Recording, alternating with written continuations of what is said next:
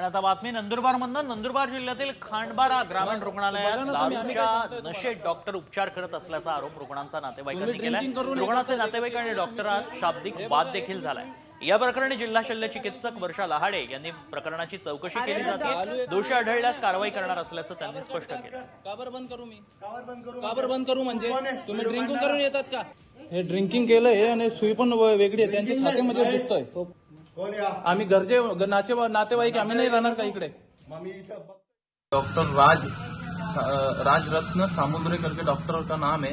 वो आए और उन्होंने चेक करा. चेक करने के बाद वो इतने ड्रिंकिंग किए हुए थे कि उनको चलने की भी उनको भान नहीं था, चलने की भी उनको सूझ नहीं थी. तो वो सुई डाल रहे थे, स्लाइंग लगा रहे थे मेरी मम्मी के हाथ पे. तो स्लाइंग भी उनको लगाते जम नहीं रही थी. स्लाइंग लगाते जम नहीं रही थी. स्लाइंग भी सिर पे डाल दी. हम बोल रहे डॉक्टर साहब जरा देख के बराबर व्यवस्थित लगाओ तुम.